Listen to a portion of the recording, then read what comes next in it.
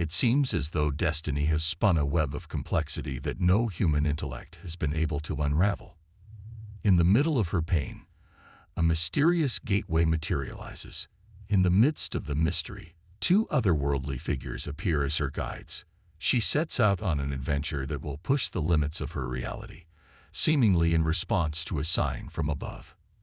In the safety of your own home, allow us to tell you the tale of her remarkable voyage. A symphony of secrets and discoveries. It's a story that transcends the mundane. In this extraordinary story, which will etch itself into your mind forever, we will unravel the complex web of her life story, and you will be enthralled. When even breathing became a struggle, her journey began at first light. Her husband brought her to the hospital, a sterile place where the boundaries between reality and mystery blurred. Out of concern for her, she was confined to a room with an oxygen mask as she underwent medical examinations, which involved various tests. The atmosphere was heavy with anticipation, as if every breath were a monumental struggle weighing heavily on her chest. The room transformed into a furnace of terror. In response, she shut her eyes and entered a realm unencumbered by fear. The weight of life's problems became a mere strand in the wind as an air of naive wonder and tranquility enveloped me. In a miraculous instant, reassuring hands enveloped her shoulders, alleviating her anxieties. She wondered if she had crossed over into the afterlife, even though she couldn't see these ethereal guides. On the other hand, their answer suggested a new adventure, one into the unknown. She was gently released from her physical self, transcending the boundaries of the hospital. As they disregarded her doubts, gliding side by side, they left the familiar world behind. As she drifted through space, mesmerizing symphony of boundless flight encircled her. As they continued to climb, the vibrant world below them faded into nothingness. In this serene setting, her inquiries reverberated, while enigmatic guides skillfully redirected her attention with delicate touches. Strange things were happening in the distance, like a brief ballet of little creatures dancing in the light around a central figure. Coming closer, she could make out various celestial features, including rivers, trees, cats, stars, and people, all of which retained their individuality amidst this cosmic mashup.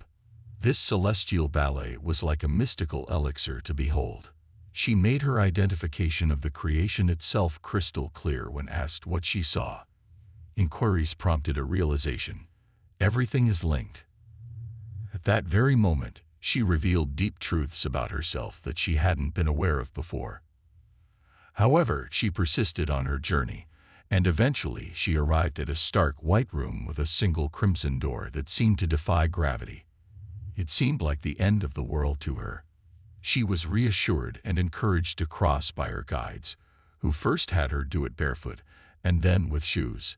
Every time, she came out unaltered, with a new understanding of who she was. She came back to the realization that being is not static. Rather, we are like butterflies flitting to a new sky, and that our identities do not change when we pass away. Her voyage revealed the complex web of life, demonstrating how interdependence transcends the boundaries of mortals. After an unforgettable adventure, she came back. As she rose above her physical form, a new viewpoint dawned on her. A sense of bravery and self-assurance replaced the terror of death. She was uncomfortable getting back into her body, but her perspective on life had shifted. In order to keep skeptics at arm's length, she selectively shared her profound experience with her husband's support. Following her daughter's example, she decides to share her story on a recommended platform in the hopes that it will provide solace to individuals who are interested in matters of the afterlife. Think about subscribing and giving the video an endorsement if this hits home for you. They delve into enigmas that surpass their typical comprehension as a team. Continue to radiate your inner light, and always keep in mind that hope transcends our familiar realms. The incredible encounter you must witness. She died and spoke to God. I was ill with gallbladder issues throughout my pregnancy, and my son was 4 months old in March 2003. Pregnancy-related illness was suspected by doctors due to persistent dizziness.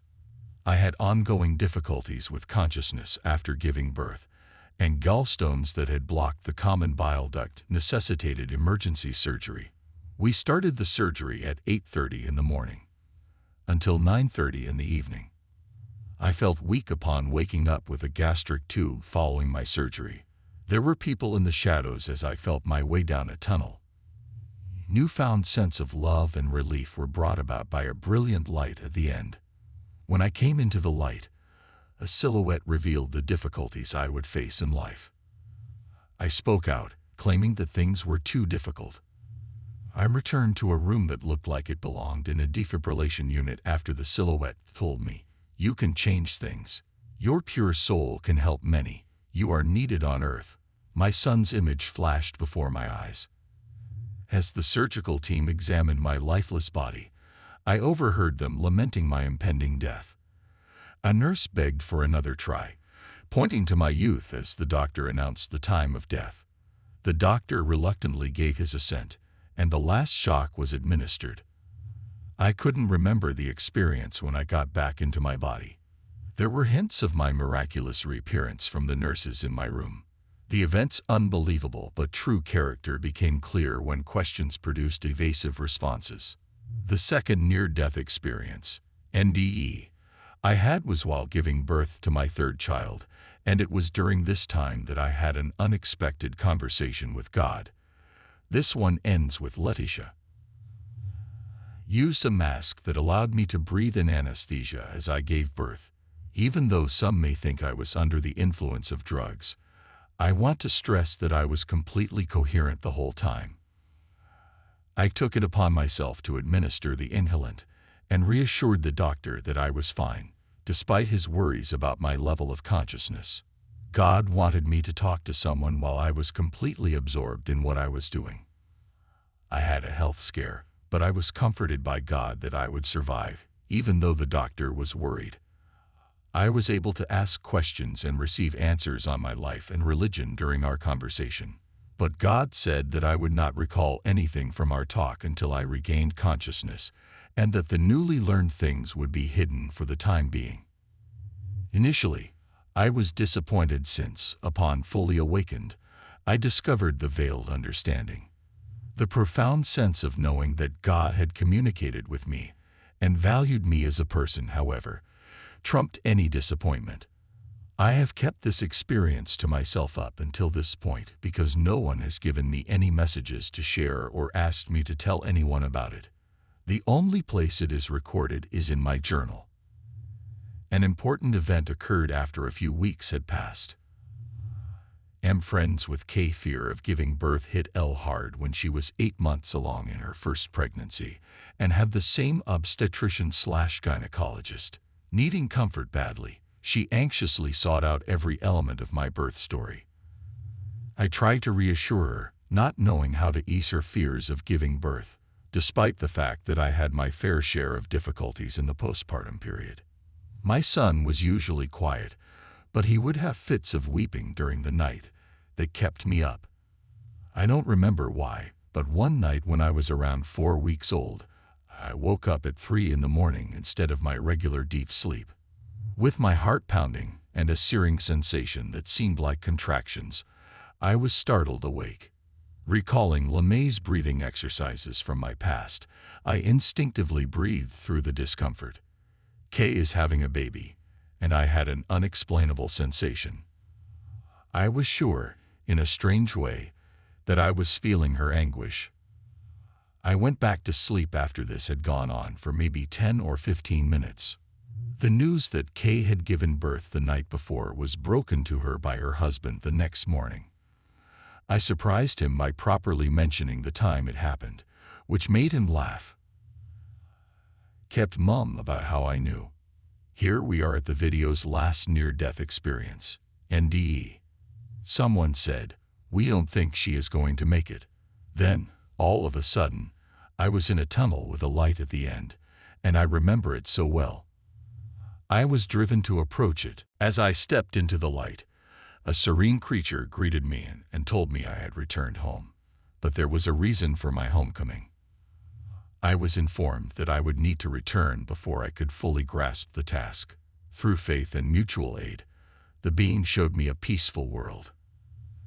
I committed to returning to lend a hand with the project and, in due time, rediscover my own identity and my place in this world. I would go back to my house after I finished my assignment. Coming back to this world was difficult, and it hurt. The sensation was similar to a drop, bringing one's awareness down to earth. In spite of everything, I came back from my journey with a clearer picture of my life's mission, a profound comprehension of life, and no dread of death.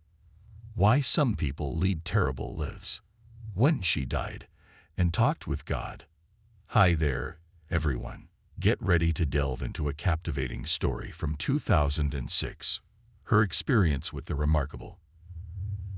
Imagine this. She's enjoying a casual dinner at a hip new restaurant when the following day she's hit with a wave of illness. She collapses onto her bed, exhausted, after spending time alone and experiencing a whirlwind of thoughts. What a mind-blowing revelation. How about we go headfirst into the chaos?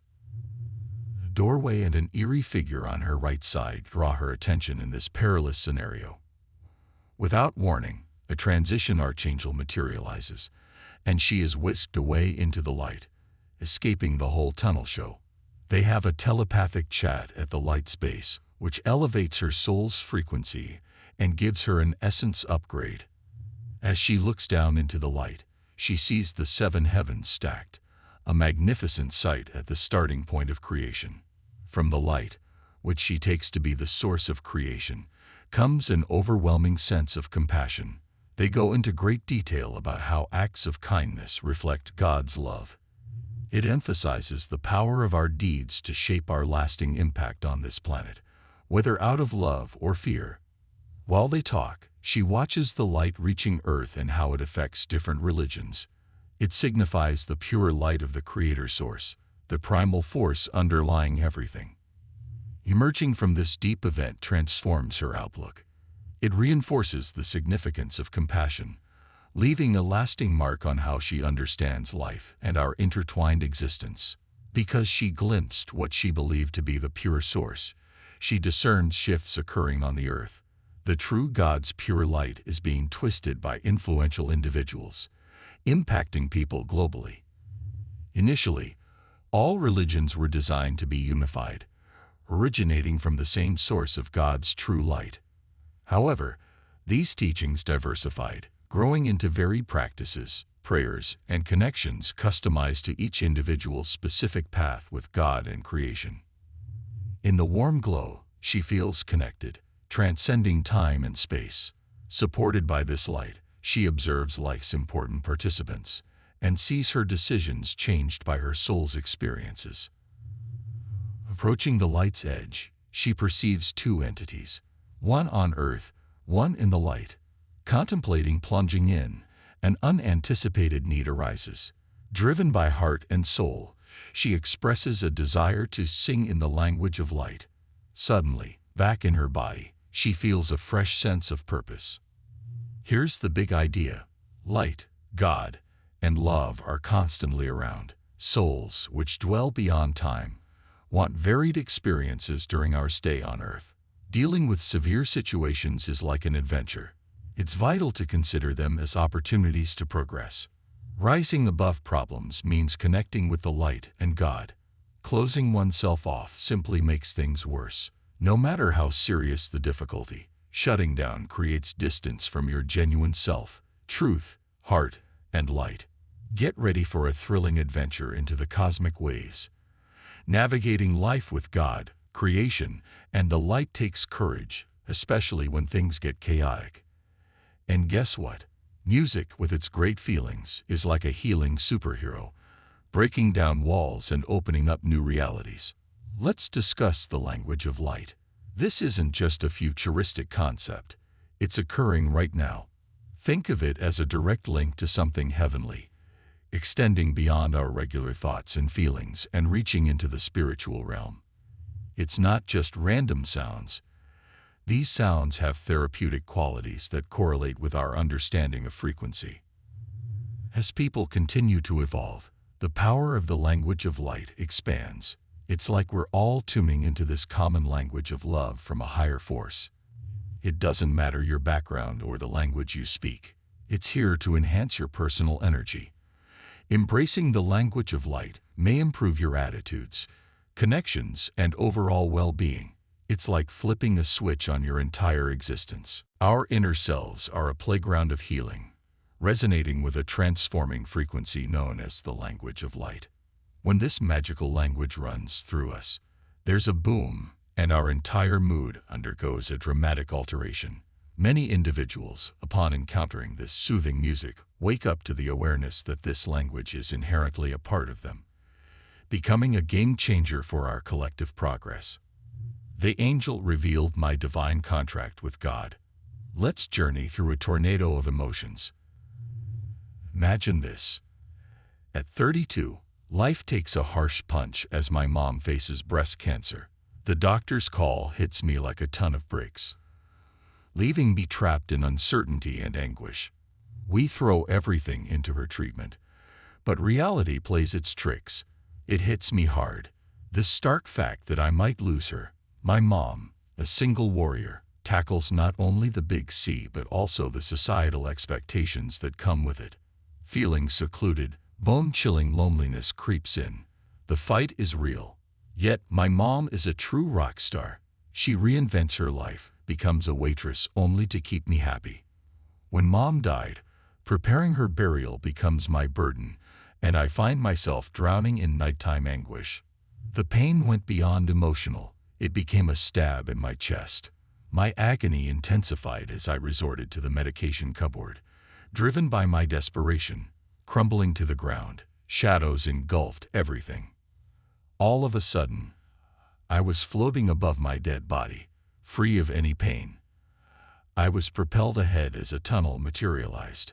Through our shared pursuit of a faraway, brilliant light, we met other beings of light and formed an indescribable bond of spirit. As I stepped into the light, the evil spirits left, replaced by an overwhelming feeling of love. Time was meaningless. In this celestial connection existed millions of beings of light. Suddenly, you find yourself back in a large, energetic white room. This near-death experience taught me about the cosmos and brought me closer to other people on a spiritual level. There were no boundaries in this endless chamber. There were no doors, windows, or limits. There was no thirst or hunger, only a profound want to behold that light. Gigantic white-robed angel with an ethereal presence then materialized. The kaleidoscope of light shimmered as wings fluttered. His smile betrayed his confusion as he continued, "You're back." Asked what had happened, and the angel explained that I had decided to go back to Earth. I had entered into a covenant with God, a mission agreement, and the memories came flooding back. Why bother coming back? When the angel handed me the contract, I could see missions and ambitions written all over it. Free will, man. Can't spill why you left. His shoulders slumped, so I descended back to Earth. Just before I went back, I wanted to make sure my mom was okay. Told the angel that your mom passed away a week ago and that she deserved a decent home, and he seemed perplexed. Haven't seen your mom. In agreement, the angel said, I got you. Let's go where fresh souls wait for heaven.